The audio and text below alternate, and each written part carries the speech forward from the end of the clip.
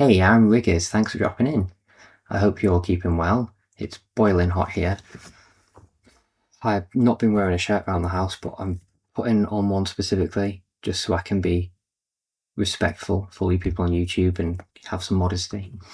But I just want to have a quick video talking about some of the games I've been playing in the month of June. The first one being Everybody's Golf for the PS Vita, which I've absolutely adored when playing. And to me, I grew up with Everybody's Golf on the PlayStation 2, which is the fourth game in Japan, Everybody's Golf 4. And this Vita one, Everybody's Golf 6, also just called Everybody's Golf in Europe. Just like almost half the franchise just called Everybody's Golf. I'm not going into that, it's confusing. But Everybody's Golf for the PS Vita, it's been like a gateway for me to just access this whole franchise, and I've completely fallen in love with it. And all the games are so incredibly cheap as well. So I've quickly amassed pretty much the whole franchise for less than probably like 40 quid or something ridiculous. It's a very easily accessible franchise, both in terms of monetary value and gameplay. But it's a very satisfying game to get into. Easy to learn but difficult to master really applies to Everybody's Golf, and hence the title. It really is everybody's, everyone has the chance to play it and get into it. Anyone can play it. Just lining up your shots correctly, learning how to gauge how far you need to hit something with what different club, looking and tracking where the wind's coming from, and is this on an angle, and how far do I need to go this way to hit that for the ball to curve over here so it goes over the bunker and doesn't fall in the water, and it's just brilliant.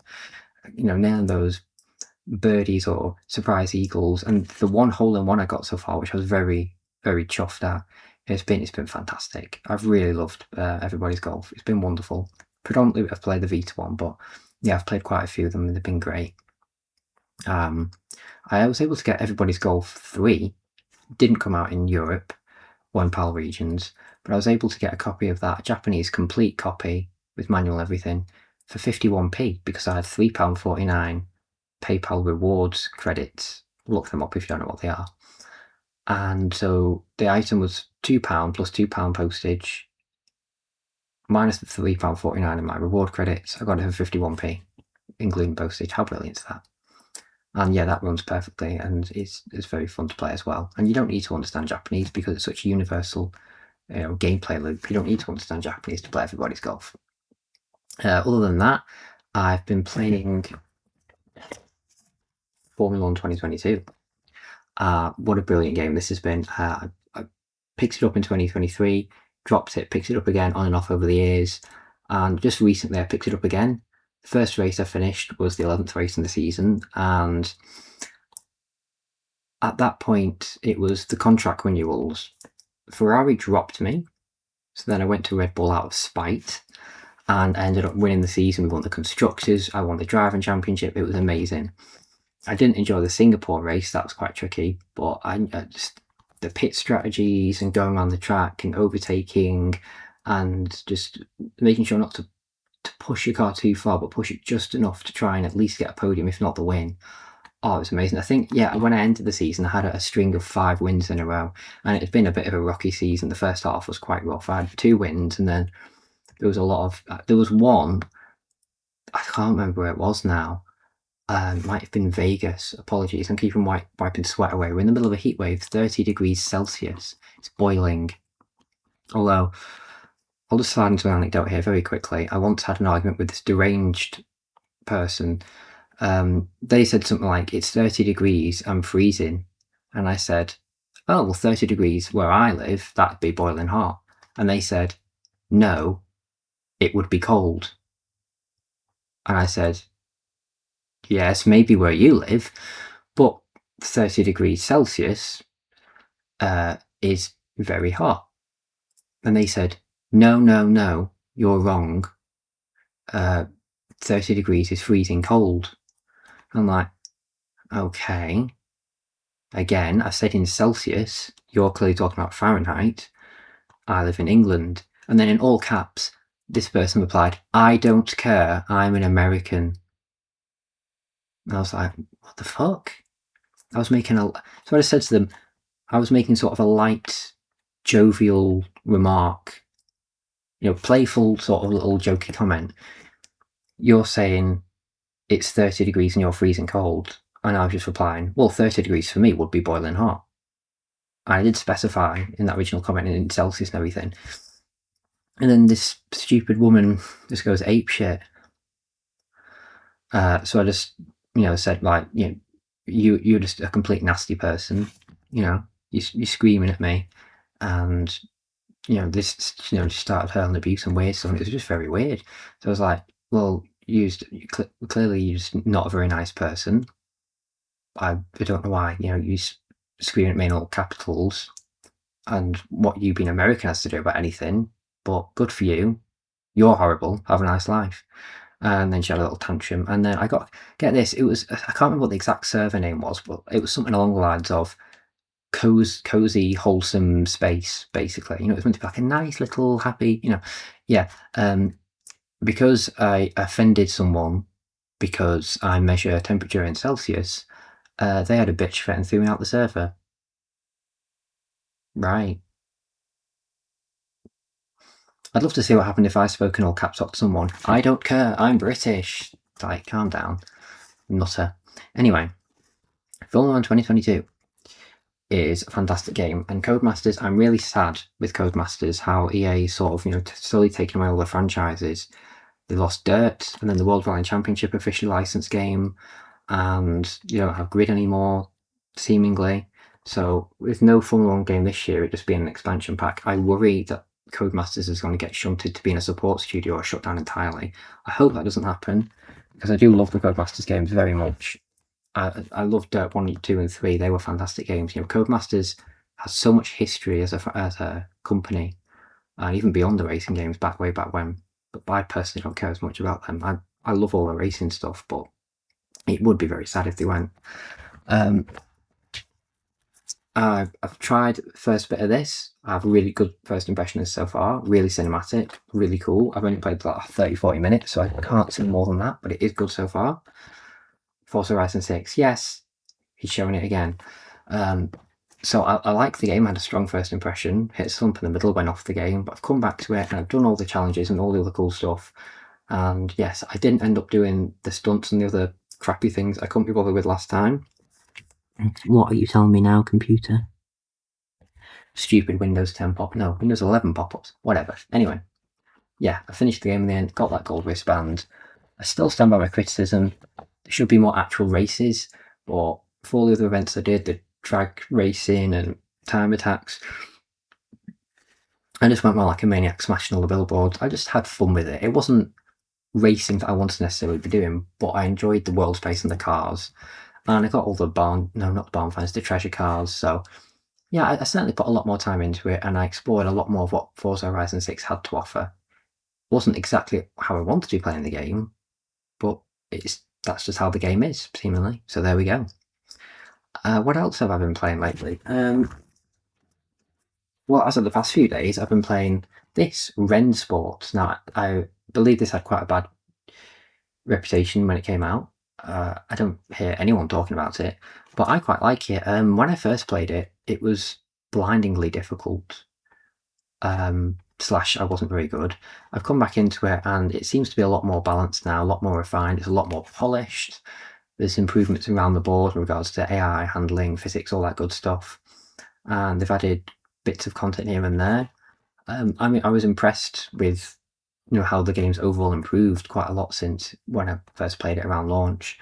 And so I've bought the DLCs for it, and I'm really enjoying how those cars feel and handle on those tracks. And it's got really nice, crisp, realistic graphics. It's just a really nice like sim racer with it's kind of basically similar to how the Formula 1 games play. You don't just sort of tear around the track without a care. You've got to have that discipline, that concentration. And so yeah, I quite like Ren Sport. It's a good one. Don't mind me, I'm putting it like in a random place behind me. That's just where I put the games that I'm currently playing because I'm weird. Borderlands 4, I still haven't completed this, but I've been getting back into it again. I've had a lot of fun. Approaching halfway through the story, I've just defeated the second of the 3 like main bosses that you have to choose from. Had an interesting plot twist, a story point I didn't expect, which is quite cool. I like being surprised. I was predicting something else entirely, I was predicting that this person would actually be that, and it'd be like, oh, but then something else happened, and I was like, oh, okay. So that was cool. And I briefly went back to Borderlands 3 when I was waiting for Formula 1 2022 to install, because I have a digital copy of Borderlands 3. I do also have a physical copy now as well. But I have the digital copy installed, so I played like an hour or so of Borderlands 3, which I haven't touched. I only ever played it once in 2024. And yeah, I played a bit of that. I was still quite near the beginning of that. But funnily enough, playing that hour of Borderlands 3 helped contextualise a lot of the stuff I just have recently played through in Borderlands 4 that I wouldn't have understood otherwise, like to do with Sanctuary and who Lilith is. So once I finally finish with Borderlands 4, I am going to go back and do a full playthrough of Borderlands 3, because I was just playing a bit of Borderlands 3 sort of while I was waiting for Formula 1 2022 to install, because I'd uninstalled it, you know, making room for other games. Such is the way of life for modern gaming. But yeah, fun. And I didn't used to like Borderlands at all. I wrote a funny review once of what I thought of Borderlands. Well, I wrote a lot of interesting reviews when I was younger, and that's a video I'm going to do one day, reading all my old Steam reviews. I keep planning to do that. What else have I played this month? Just looking around at my shelf. I can't really think.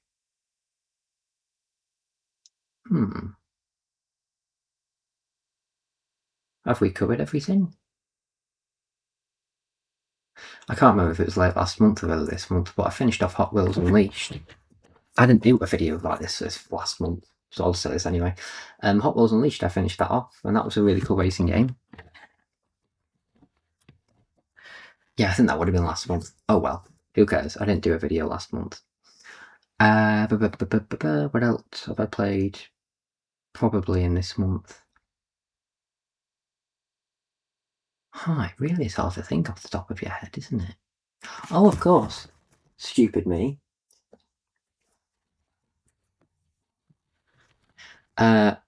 Monster Hunter Rise, I played through and got to the end. Well, got to like the first credits. Apparently, it's a much longer game than as you believe. But anyway, I've gotten through to its first end point, but I do still need to play a lot more of it to be able to unlock access to the expansion pack, which I also have another physical copy of, not because I'm that pedantic.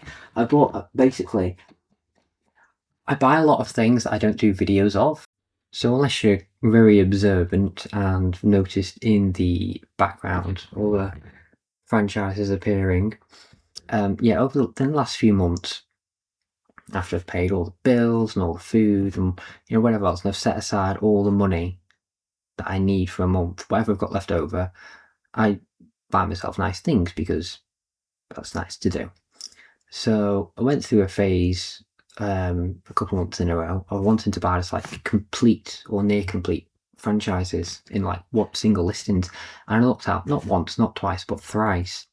The first case was the Dynasty Warriors bundle, which I did make a video of. Then, not long after that, I ended up buying basically like all the main Resident Evil games, all in one bundle for like 200 quid. Origins collection, so Resident Evil 0 and 1, Resident Evil 2, 3, the original version of 4, the remake of 4, 5, 6, the complete version of 7, 8, but that didn't have the DLC because that was with the code, whereas 7 all seems to be on disc, and then 9 and Revelations 1 and 2. So yeah, a large majority of the collection of the franchise. And then I ended up with all the Monster Hunter games: Monster Hunter, Monster Hunter G, 2, Freedom, Freedom 2, Unite, Freedom, or Portable, I guess it's called, Portable Third. This Cat one, Monster Hunter Diary, Airview Village, whatever it's called, I already had that one. But then there's Monster Hunter Try, 3 Ultimate, 4 Ultimate Stories, Generations. That's Generations Ultimate, but it's called Double Cost for them. Then these 2, Generations Ultimate, Rise, Stories 2. There's one mission from there. 3 Ultimate, I've got in the other room. And we've got World, Iceborne. Wilds, I believe it or not, was not part of the collection. It was listed as the complete collection. I wasn't misled. Even the image didn't show it had Wilds. It just didn't come with Wilds. It came with every game other than Wilds. But it did come with Monster Hunter Stories 3, PlayStation 5 version, and I'd only just recently put the Series X version. The Series X version is why I've ended up buying the whole franchise, because I'm weird. And I thought, oh, this seems like a wonderful universe to explore. I'll just get them all, because I'm not right in the head, clearly. But yeah, so I reached the end point, like I said, of Monster Hunter Rise, and then I thought, instead of doing loads more of that and then getting to Sunbreak and doing all that, I'll take a break from it by going back to an older one. So I'm currently playing on and off Monster Hunter Generations. It is a lot more primitive. You can definitely tell it was originally a 3DS game, but it is a lot of fun as well. Yeah, it's aesthetically, it looks very nice on the Switch. The cat, the feline helper, does meow far too much. It's cute, but for God's sake, stop meowing so much. Oh my god. Shut the fuck up. What else? Yeah, it has a lot less quality of life features compared to Rise. Rise has spoiled me a little bit. The load screens going through each little zone is really annoying. And I don't have my little Palmic or whatever it's called, the little wolf to ride on anymore that I had in Rise. But it's still that same great gameplay. And it's challenging in a good way, you know? It can be tough, but it's fair. I do like the hunts and the exploration, and it really makes you use your brain. It wakes you up doing missions in Monster Hunter games. So I do like the franchise a lot. I've had great fun with it so far. And yeah, I didn't do videos on both of those because I didn't want to basically just look like a knob online. Oh, look, I've got all these games and all these games. It just looks a bit too self-gratuitous, I think. But yeah, the things I've acquired in the past couple of months. One thing I was playing today is how I spent my morning and early afternoon playing Sonic Jam, going through, just running around the Sonic world, having fun, looking through all the museums, the art galleries, the bios, and watching the adverts and stuff for the games, all the promotional stuff. It's a great little treasure trove of historical stuff, great little archive is Sonic World. And then moving on to the other part of Sonic Jam, which is the actual Sonic games themselves, as you can see on the back. And so I carried on with my playthrough of Sonic 3, and I did all of Carnival Night Zone and all of Ice Cap Zone, and that was great. I find the 2D Sonic games difficult, but I do love Sonic so much that I do try and persist. But I did have some struggles, like with one part of Ice Cap where you go down 3 slides, then you go... I'm probably doing it the back to front way. Hang on, I'll try and do it because my camera's mirrored for me. Okay, so you go down 3 slides, go down here. Yeah, this is right now. And then you go this way, and then there's this platform you got to speed into, and then it goes up like that. And you got to jump, and then you've got to run into a spring but jump at the same time so you can get up to the next platform. And I must have failed doing it for like 10 minutes. It was that hard, and the few times I did get up there, I ended up falling down again. And all these different platforms you got to speed into, and they go, and if you walk into this, you got a speed boost into them to go, and it was very difficult and annoying, that bit. Ice Cap Zone, graphically it's beautiful, the music's fucking amazing, but I don't like really finicky platforming. That just, anything that impedes the speed is something I don't need. Yeah, it needs to make it rhyme. So yeah, reminds me of Chemical Plant Zone, one that people always associate, or at least the franchise itself does associate a lot with Sonic the Hedgehog 2, but it's one of my least favourite zones. I hate all the slogging through the water and those fucking cube platform things. It's horrible. Yeah, I've briefly tried a bit of launch-based zone. I'm just too tired to carry on playing. I've never actually played through the entirety of Sonic 3 though, even though I've played through some of the most obscure Sonic games to completion. For whatever reason, 3 and Knuckles, or 3 and Knuckles combined, no, never done that. so I'm hoping to finally finish them off this year. But I just like to chip away at those older games because I don't have the mental willpower, I don't have the fortitude to persist with them. I'm just not built like that. I can play hours of like a racing game or something, but going back to like a really, really old game, it's like a whole other world, really. It's just not the game I grew up with. It's not something I'm still very used to. The 5th gen is about as old as I can go back to, and even though I didn't grow up with a great deal of 5th gen, just sparingly bits of the first PlayStation, but man, I do love playing those older Sonic games. So when I do get into them, they're bloody hard, but a lot of fun. So I had a purely spontaneous play today. A great play of exploring the historical archive stuff in Sonic Jam, playing through the 3D world, and then playing Sonic 3 on it as well. Is there anything else I've been playing? There was something in my head a minute ago. I've forgotten it again now. Oh, it'll come back to me. It'll come back to me.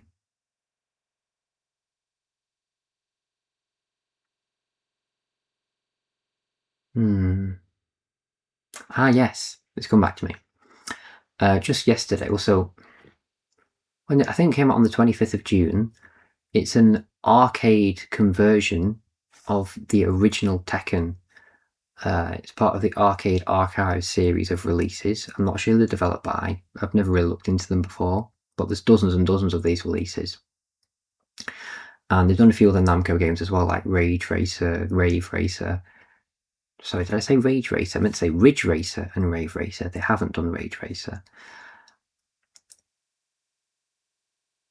Tekken, for me, the original PlayStation release, was something that was this janky, old, clunky, but really interesting part of history. It was very difficult, and I had a great time playing through as all the characters and beating Heihachi as everyone, and unlocking Heihachi and completing the game as him, and that was a great experience.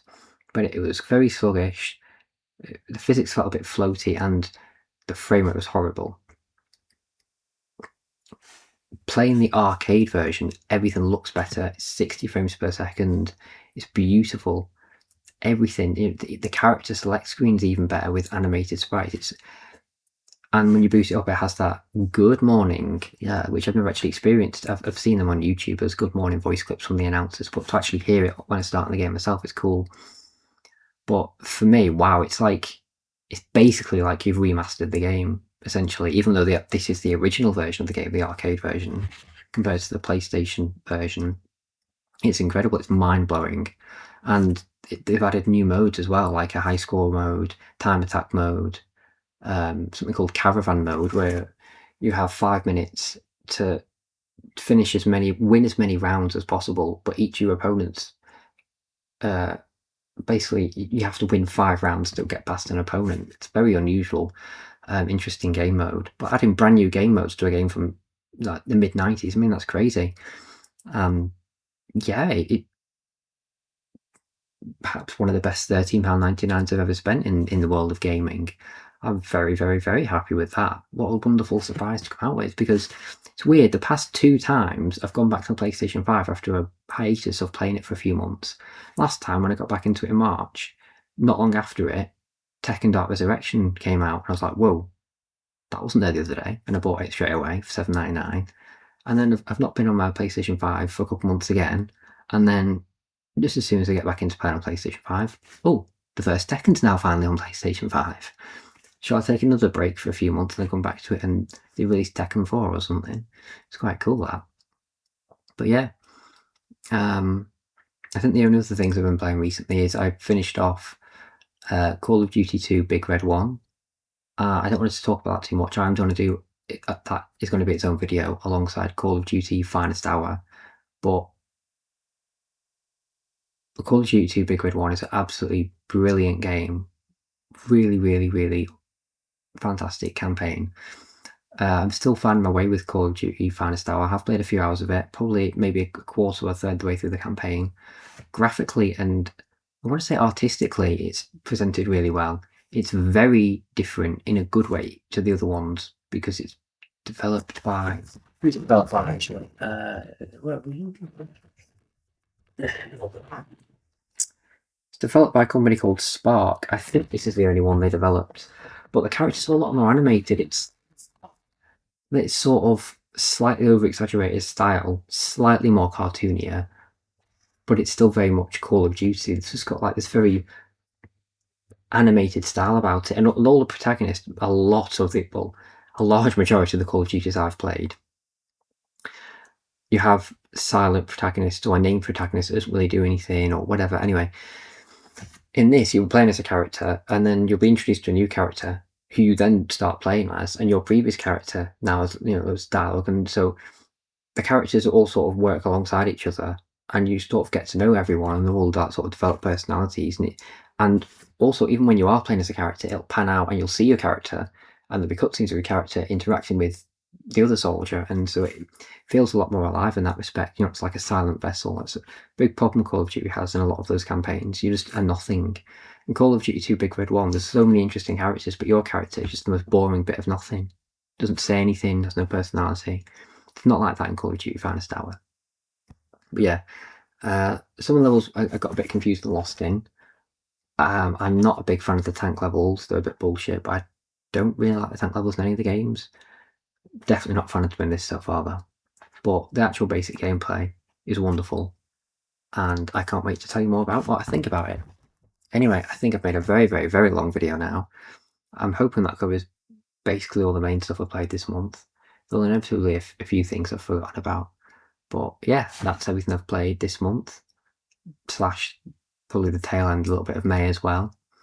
I hope you enjoyed this video. I'm absolutely boiling hot. As soon as I click finish recording, I'm tearing the shirt back off because it's sweltering, it's horrible. But thank you for watching. I hope you've been playing some cool stuff as well. Take care in this weather, and I'll see you in the next video.